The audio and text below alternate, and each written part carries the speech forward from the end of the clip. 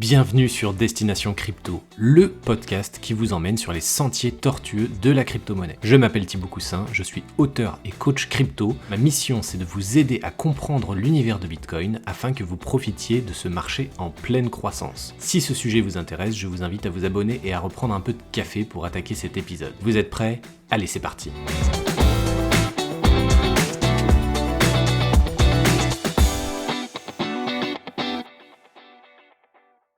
Bonjour à tous, bienvenue dans ce nouvel épisode de podcast. Aujourd'hui, je suis avec Alexandre, plus connu sous le nom de Le Média de l'investisseur sur les réseaux. Il a donc un média destiné à ceux qui souhaitent s'informer sur la bourse, sur les crypto-monnaies et sur l'immobilier. Alexandre a aussi une newsletter hebdo sur ces thématiques-là. Et il est partenaire avec WeSeed, une plateforme de financement participatif qu'on abordera bien évidemment pendant cet épisode. Bonjour Alexandre, merci d'être avec moi aujourd'hui et de partager des informations à mon audience. Comment est-ce que tu vas ? Bonjour Thibaut, merci pour l'invitation, je vais très bien et toi?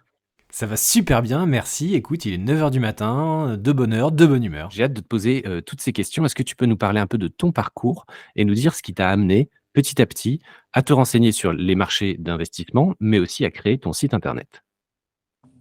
Alors, comme beaucoup, je pense que je suis tombé dans l'investissement dans les crypto-monnaies à l'époque du Covid, donc en 2020. À cette époque, j'étais en alternance pour mes études et je me suis retrouvé 4 mois à la maison parce que l'entreprise a fermé, l'école a fermé et personne voulait de nous. Et pendant ces 4 mois, je suis tombé dans tout ce qui était investissement, bourse et crypto-monnaie.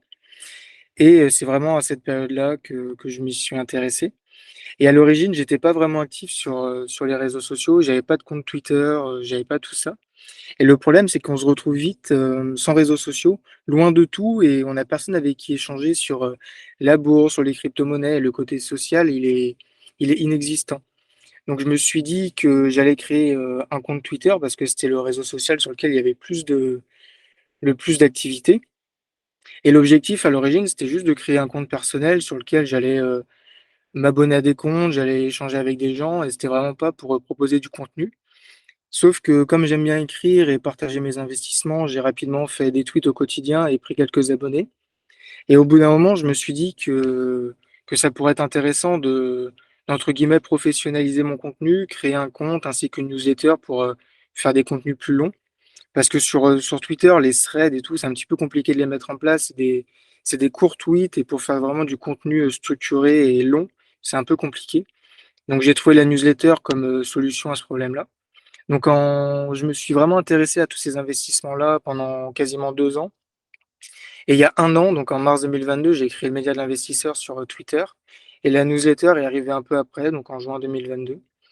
Là, j'ai un peu plus de 1 200 abonnés sur la newsletter et pour l'anecdote, la newsletter, c'est un abonné qui m'en avait parlé. Enfin, je cherchais à rédiger des formats un peu plus longs et il m'a dit: «Pourquoi pas lancer une newsletter?» et ça a commencé comme ça.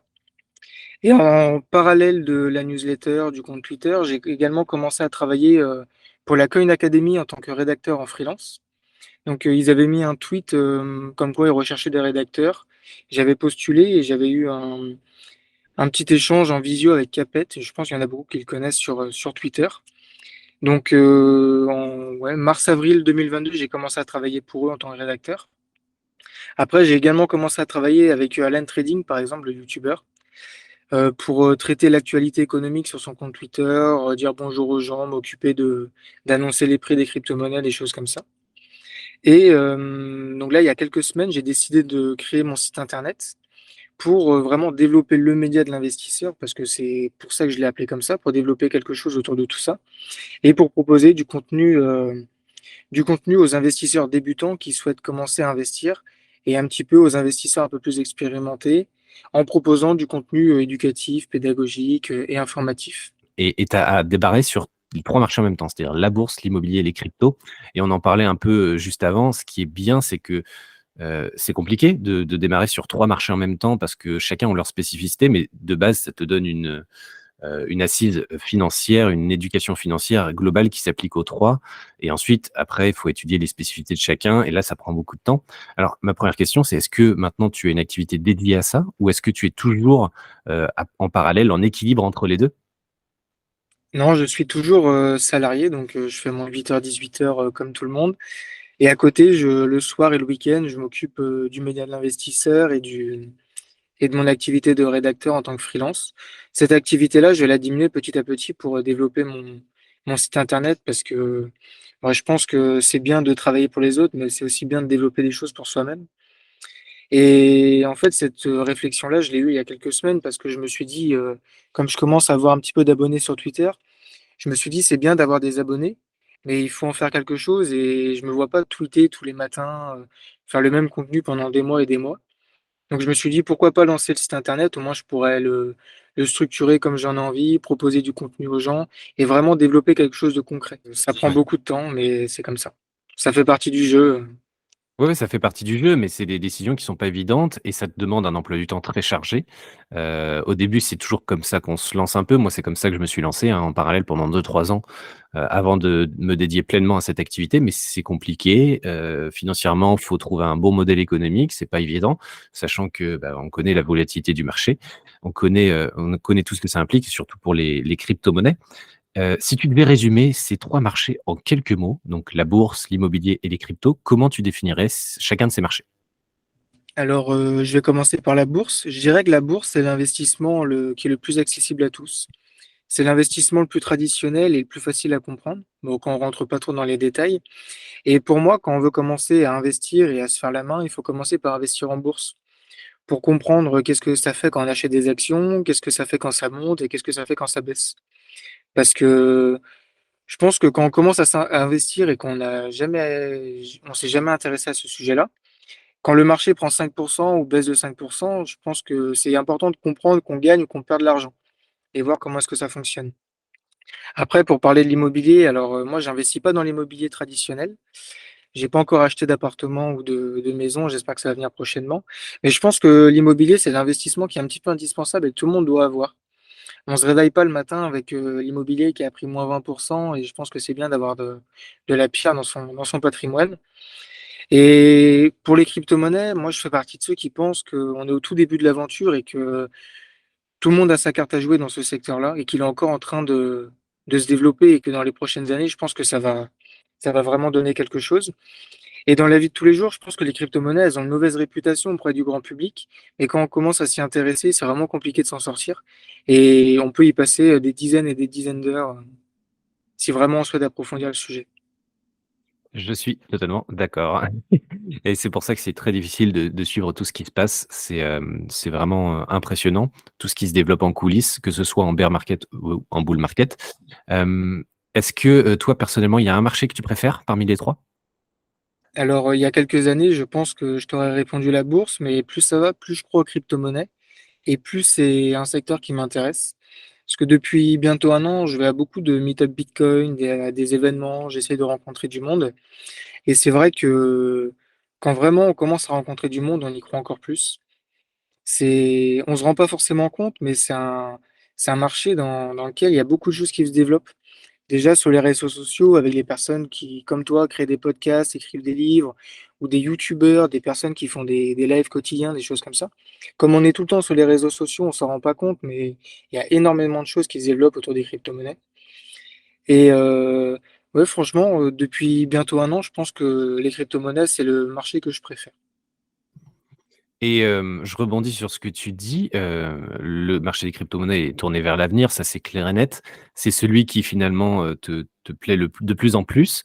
Est-ce qu'il y a une raison particulière à ça? Est-ce que c'est le fait que ce soit ultra dynamique et qu'on s'ennuie jamais? Est-ce que c'est le fait que, bah, il y a des avancées technologiques intéressantes qui permettent de supprimer des intermédiaires, de faire de nouvelles expériences? Est-ce que c'est lié au je sais pas, aux gains tout simplement qu'on peut faire sur le marché des crypto-monnaies? Est-ce que c'est lié aux communautés qui sont assez puissantes sur certains écosystèmes? Qu'est-ce qui, toi, te motive le plus à rester sur ce marché? Bon, déjà, on va pas se mentir, c'est vrai que quand on commence à investir dans les crypto-monnaies, c'est un petit peu pour gagner de l'argent. Mais je pense que si on est là encore aujourd'hui en bear market, c'est qu'il y a vraiment plus qui nous intéresse. Et moi, ce qui me plaît beaucoup, c'est que comme tu le dis, c'est un secteur qui est dynamique, il y a plein de choses qui s'y développent. Et je pense que, en fait, je me suis dit que quand j'ai commencé à me développer sur Twitter, j'ai eu des contacts avec des entreprises pour faire des partenariats, des choses comme ça. Et je me suis dit que s'il y avait bien un secteur dans lequel je pouvais me lancer dans quelque chose, c'était bien les crypto-monnaies. Parce que la bourse, bon, la bourse, ça existe depuis des dizaines d'années, c'est un petit peu fermé. Et mis à part s'intéresser à l'actualité au quotidien, il n'y a plus grand-chose à faire. Alors que les crypto-monnaies, pour moi, il y a tout à construire. Où il y a déjà eu beaucoup, mais je pense que le développement va venir dans les prochaines années. Et c'est mon marché préféré parce que c'est là-dedans que j'ai envie de me développer et dans lequel j'ai envie de construire des choses. Et moi, je suis totalement en phase avec toi. Il y a beaucoup de choses qui se développent. On va aussi faire un petit zoom sur le côté immobilier que tu as, parce que ce qui me plaît sur ton profil, c'est que quand tu communiques sur les réseaux, notamment sur Twitter, de ce que j'ai pu voir, tu montres des annonces, par exemple, dans lesquelles tu investis en termes d'immobilier, donc du crowdfunding immobilier. On n'est pas sur de l'immobilier classique, comme tu le disais, mais tu investis d'une autre façon dans l'immobilier et c'est tout aussi louable, hein. Et moi, c'est des choses qui m'intéressent beaucoup parce que ça casse certaines barrières qu'on connaît bien dans l'immobilier. C'est-à-dire que les barrières principales, c'est la durée administrative pour investir, le dossier parfait qu'il faut avoir pour pouvoir emprunter. Il faut aussi s'endetter. Enfin, il y a plein de choses qui fait que il y a quand même des barrières, dans l'immobilier classique. Et là, toi, tu, passes plutôt sur une autre forme d'immobilier. Est-ce que tu peux nous en parler, sur le fonctionnement de ce financement participatif, un peu tout ce qui est prix d'entrée, rentabilité, localisation des biens? Voilà, est-ce que tu peux nous faire un topo? Alors, le crowdfunding immobilier, moi, j'y investis personnellement depuis un peu plus d'un an. Donc, je dois avoir quasiment une vingtaine de projets en cours. Et le crowdfunding immobilier, c'est une forme de financement participatif qui permet à un promoteur immobilier de récolter des fonds auprès d'investisseurs particuliers comme toi et moi. Il va récolter des fonds, par exemple, pour compléter ses fonds propres. Imaginons, il a un bien immobilier qu'il souhaite acheter à 1 million d'euros. Il a, je te dis une bêtise, un crédit immobilier à 700 000 euros, 200 000 euros d'apport. Il lui manque 100 000 euros que la banque va lui demander comme garantie, par exemple. Bah, ces 100 000 euros-là, il va les rechercher auprès d'investisseurs particuliers comme toi et moi. Et en prêtant de l'argent à un promoteur, on reçoit en échange des intérêts. Donc les intérêts ils peuvent être versés tous les mois, tous les 3 mois, tous les ans ou à la fin du projet. Il n'y a vraiment pas de projet type en crowdfunding immobilier. Tous les projets sont divers et variés en fait. Et généralement, les projets, c'est par exemple des projets d'achat-revente d'un bien immobilier. Donc ça peut être un promoteur immobilier qui achète un commerce à Paris, qui souhaite le réhabiliter, le rénover et le revendre. Ça peut être un promoteur immobilier qui va construire un lotissement de, je te dis une bêtise, 5 immeubles et 30 appartements, ou un projet de rénovation de villa dans le sud de la France et de revente. Donc ça peut concerner donc des appartements, des immeubles, des hôtels, vraiment tout type de biens immobiliers. Le prix d'entrée, ça varie en fonction des plateformes. Il y a des plateformes qui proposent des tickets d'entrée à 1 000 euros. Il y en a d'autres comme WeSeed, c'est 100 euros. C'est d'ailleurs pour cette raison-là que je me suis rapproché de WeSeed au tout début, parce qu'avant d'être en partenariat avec eux, j'étais investisseur. Et l'avantage de WeSeed, c'est le ticket d'entrée. On peut y investir à partir de 100 euros. C'est une plateforme qui avait un certain historique, qui sont connus dans le crowdfunding immobilier. Donc c'est pour ça que je m'y suis rapproché. Et à côté de ça, la flat tax, quand les intérêts, ils sont soumis à la flat tax, donc 30%. Et l'avantage, c'est que comment dire, dès qu'on reçoit des intérêts avec la plateforme, elle garde systématiquement les 30%. Donc on n'a rien à prévoir en fin d'année aux impôts. Ah, ça, c'est très intéressant. Je rebondis là-dessus parce que c'est-à-dire qu'ils prélèvent déjà à la «source» entre guillemets, cette taxe, enfin cette flat tax et donc toi, ce que tu touches directement de WeSeed, techniquement, c'est dans ta poche. C'est du net, que tu n'as même pas à déclarer ou à enfin, tu as rien à faire derrière, c'est ça? Oui, c'est bien ça. Dès qu'on a le remboursement, on a une petite ligne avec les prélèvements. Et ce qu'on touche, c'est du net. Donc on peut directement le réinvestir et on n'a pas à garder une partie pour prévoir le paiement des impôts. D'accord. Ah beh, il y a une autre question qui me vient en tête du coup, les sous, ils sont bloqués sur la plateforme et ensuite c'est toi qui dis quand est-ce que tu veux les récupérer sur, par exemple, ton compte bancaire ou et ça te permet aussi de les réinvestir directement depuis la plateforme sur un autre bien immobilier, c'est ça? Alors ça, je ne l'ai pas précisé, mais du coup, en crowdfunding immobilier, quand on y investit, c'est pas possible de récupérer son argent avant la fin du projet. C'est-à-dire que si demain j'investis 500 euros dans le Bitcoin, demain j'ai besoin des 500 euros, je peux décider de vendre mon Bitcoin pour récupérer mon argent. Mais en crowdfunding immobilier, quand j'investis sur un projet, que ça soit 100 euros ou 10 000 euros, je ne peux pas récupérer mon investissement avant la fin du projet. Donc le remboursement des intérêts, il se fait donc régulièrement, c'est soit tous les mois, tous les 3 mois ou à la fin du projet en fonction du projet. Et les intérêts qu'on reçoit, on peut les réinvestir comme on a envie. Donc, on reçoit les intérêts, on peut les remettre sur son compte bancaire et les réinvestir en bourse, en crypto-monnaie si on en a envie. Et pareil pour son investissement initial. Le jour où le remboursement est fait à 100%, on fait ce qu'on veut de notre argent, on peut le réinvestir dans de nouveaux projets, comme le réinvestir dans d'autres placements comme la bourse ou les crypto-monnaies. On fait vraiment ce D'accord, qu'on a donc envie de ce type d'investissement. ouais, c'est très clair. Est-ce que tu peux nous donner une estimation un peu de rentabilité moyenne des biens, qui sont sur la plateforme ou que sur lequel toi tu investis par exemple? Et aussi, la durée des projets. Combien de temps du coup en général l'argent est bloqué? Est-ce qu'on parle souvent de projets de 3 ans, de 10 ans, 20 ans? Toi à titre personnel, quelles sont les annonces ou les biens qui t'intéressent le plus? Alors, les rendements, le plus souvent, c'est entre 8 et 12%, donc brut. Ça varie en fonction des garanties qui sont proposées par le promoteur, en fonction des risques, en fonction de l'emplacement ou du projet. Donc plus l'investissement est risqué, plus on va être proche des 12%, et moins il sera, moins on se plus on se rapproche des 8%. Et les projets, ils durent entre 12 et 36 mois. D'accord, donc en général max 3 ans, donc ça permet d'avoir un investissement pas long terme, hein, moyen terme à peu près. Oui. OK, avec une rentabilité en à peu près une dizaine de pourcents. OK, c'est intéressant et là, toi, tu connais essentiellement la plateforme WeSeed ou est-ce que tu utilises aussi d'autres plateformes? Alors non, il y en a d'autres. Par exemple, il y a La Première Brique, c'est une plateforme qui a un peu moins d'expérience. Elle s'est créée il y a quelques années, mais c'est l'avantage, c'est que c'est une plateforme sur laquelle il est possible d'investir à partir de 1 €. Donc ça rend l'investissement dans le crowdfunding immobilier, facilement accessible. Et à la différence de WeSeed, c'est que c'est des projets par exemple sur WeSeed, on aura souvent des projets qui recherchent, plusieurs millions d'euros, et sur La Première Brique, c'est plutôt des quelques centaines de milliers d'euros, et c'est des personnes un peu plus comme toi et moi. Ça peut être des investisseurs, professionnels, mais comme toi et moi à petite échelle, qui recherchent par exemple 200 ou 300 000 euros pour avoir un petit peu de fonds pour mener à bien leur projet. Contrairement à WeSeed où c'est vraiment des grosses structures qui font des plus gros projets immobiliers comme des lotissements, des immeubles, des choses comme ça.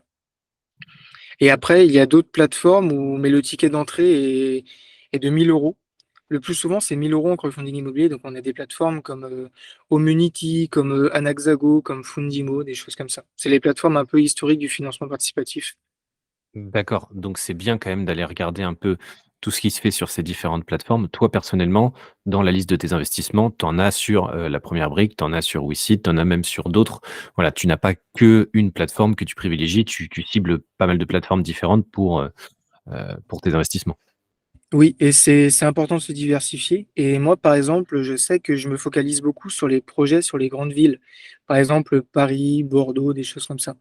J'essaye de réduire un petit peu le risque et je me dis que la demande est très forte dans les grandes villes.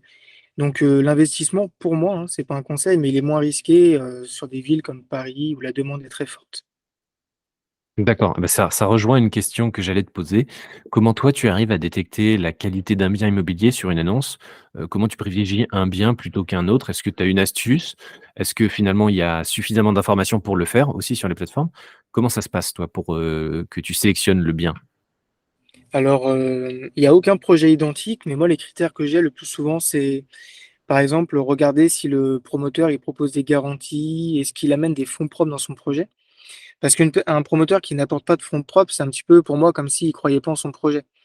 S'il met pas de sa personne et de son argent, c'est moi je vois ça un petit peu comme s'il y croyait pas. Et à côté, on a aussi que des critères, par exemple, comme la localisation, est-ce qu'il y a beaucoup de travaux? Là, on sait que les matériaux, ça coûte très cher avec l'inflation. Donc est-ce que le budget de travaux du promoteur est bien ficelé ou pas? Ou on a des critères comme la pré-commercialisation. En fait, un promoteur, il commence à vendre les biens immobiliers avant même de les construire ou de les rénover. Ça lui permet d'avoir une certaine prévision sur les ventes qu'il va faire, et donc avant d'investir dans un projet, il est pas rare d'avoir un promoteur qui a déjà vendu, 50 des biens immobiliers, et ça, c'est plutôt rassurant. Donc on sait qu'il y a déjà une sécurité sur les 50 premiers pourcents, et qu'à la fin du projet ou pendant 2 ans, il lui reste 2 ans pour vendre le reste des biens immobiliers, et ça, c'est très intéressant. Donc moi, j'investis pas, sur les projets les plus risqués. je pourrais aller sur des rendements proches des 12%, mais je reste plutôt sur du 9,5-10%. Comme ça me permet de rester sur des projets plutôt sécurisés. D'accord, bah, c'est très clair. Merci pour, ces petits conseils qui plairont à l'audience, je pense. On va embrayer un peu sur, en revenant un peu sur le sujet web 3, blockchain, crypto. Il y a des solutions qui émergent comme notamment Realty, qui sont vraiment à la frontière entre les 2 marchés, celui de l'immobilier et de la crypto. Que penses-tu de ce type de solution? Est-ce que tu as d'autres exemples d'entreprises qui se lancent un peu sur ce segment? Voilà, quel est ton point de vue là-dessus? Alors, Realty, j'avoue ne pas y investir parce que depuis un an, là, je préfère acheter des crypto-monnaies et les déposer en stacking. Donc ça, c'est un choix personnel, mais Realty, c'est une plateforme qui est déjà sur laquelle je compte investir cette année pour diversifier un petit peu mon capital crypto. Et c'est une plateforme qui s'est très très bien développée et je trouve que les projets qui y sont présentés ils sont très qualitatifs là aux États-Unis. Et je pense que pour quelqu'un qui a un certain capital en crypto-monnaie et qui souhaite se diversifier, ça peut être intéressant de mettre quelques billes dans Realty, par exemple, pour ne citer que, et pour avoir une certaine diversification dans l'immobilier. Mais la seule différence avec ce dont on parlait juste avant, et le crowdfunding immobilier, c'est que en crowdfunding immobilier, on ne devient pas propriétaire du bien immobilier. On prête seulement des fonds aux promoteurs en échange d'intérêts. Mais avec Realty, c'est pas le même système. En fait, on va recevoir une part du loyer que le locataire va verser tous les mois. Donc le fonctionnement est un petit peu différent, mais je trouve que c'est vraiment très intéressant.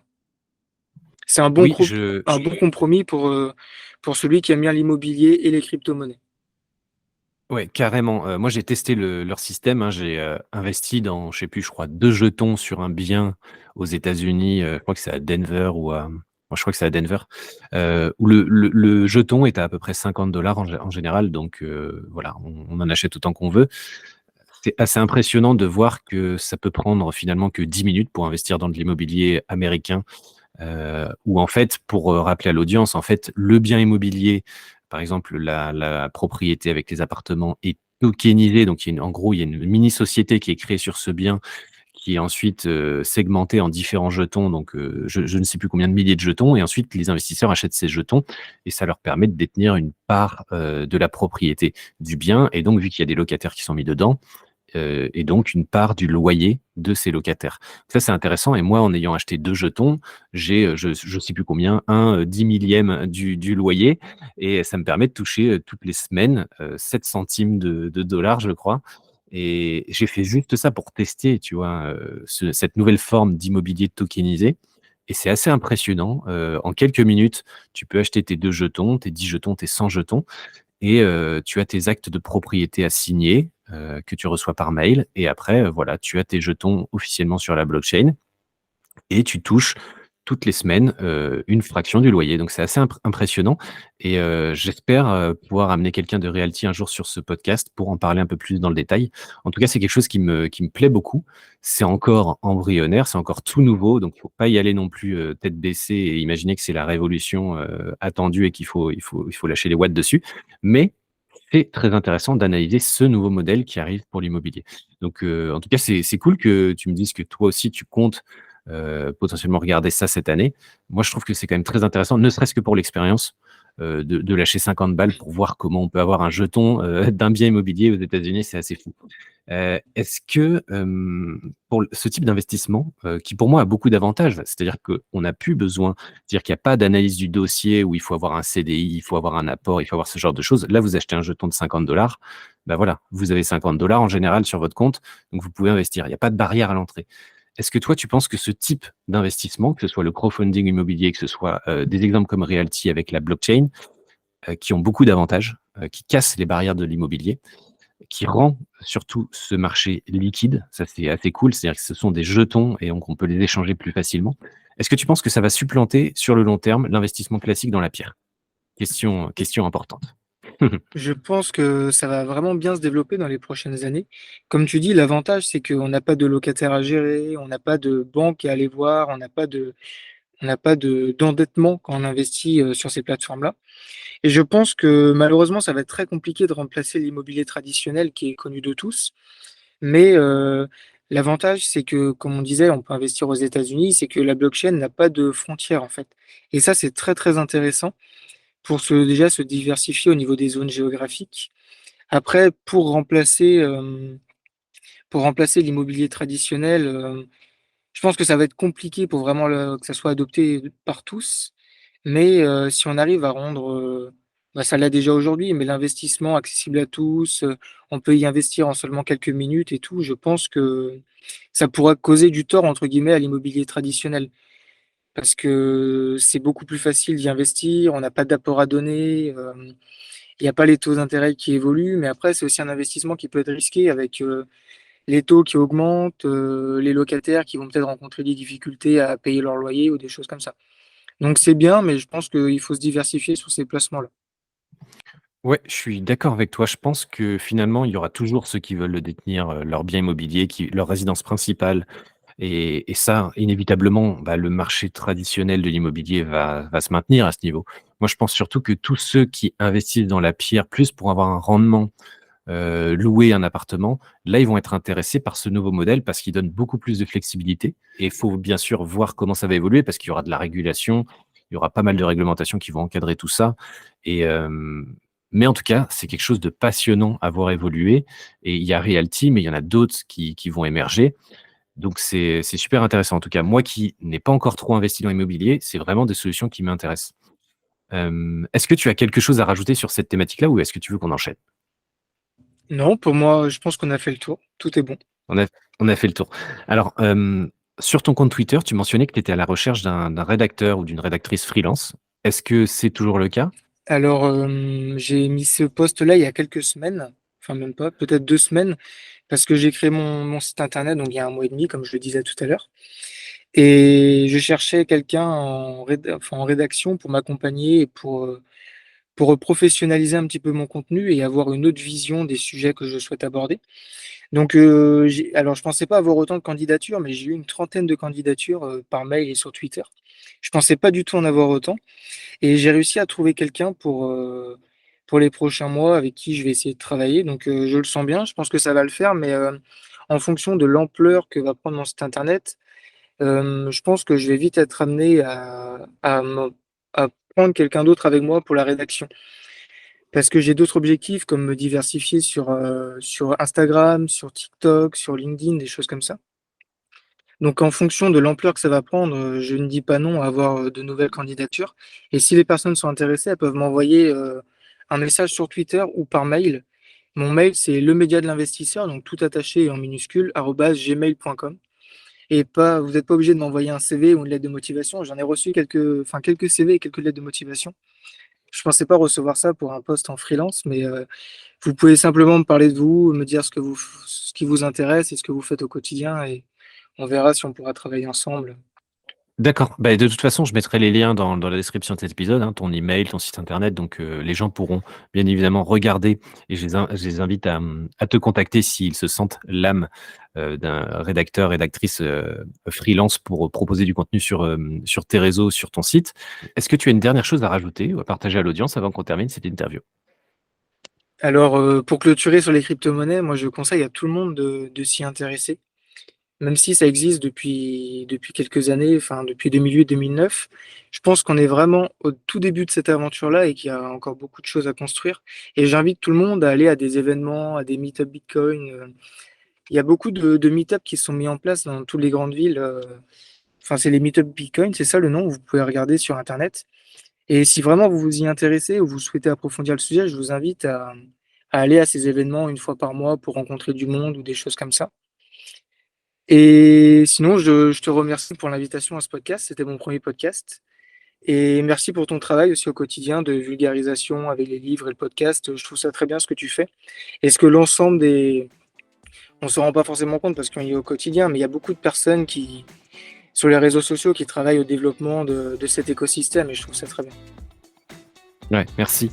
C'est gentil d'avoir fait ce petit compliment et bravo aussi à toi pour tout le contenu que tu proposes. La preuve, je t'ai invité sur ce podcast, vraiment parce que ça me plaisait ce que tu faisais sur Twitter et sur le site. Merci à toi pour le temps que tu as passé avec moi. Merci aussi de la part de l'audience qui a eu plein d'informations, notamment sur le côté immobilier, crypto et ça, c'est vraiment précieux parce que ça va vraiment exploser dans les prochains mois, je pense et voilà, je te souhaite le meilleur pour la suite. Salut Alexandre. Merci beaucoup Thibaut, salut.